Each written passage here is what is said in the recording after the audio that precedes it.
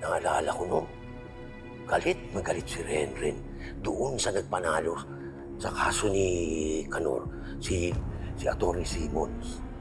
At ang balita ko, dinala niya ito hanggang sa pagtanda niya. Alam niyo po ba kung nasa na ngayon si Renren? Ay, oo, attorney. Isa na rin siyang kilalang abogado. Kilalang abogado po? Sino? Si Atty. Renan Alon.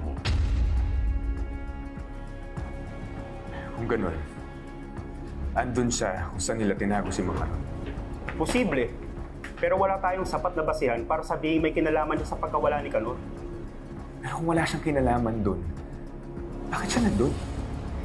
Then we need to invite them for further questioning. Po? Ano pong sinasabi niyo? Si Renren Feliciano, si Atty. Renan Alon? Sigurado po ba kayo? Naku, attorney, sa tagal kong naninilbihan dito, malayo ako magkamali.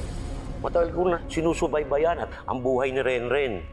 Masaya nga ako sa nangyari sa kanya eh. Sa kabila na nangyari sa mama niya, naging maganda pa rin ang buhay niya. Pero iba po yung apelido ni Atty. Alon. Dahil ginamit niya yung apelido ng papa niya.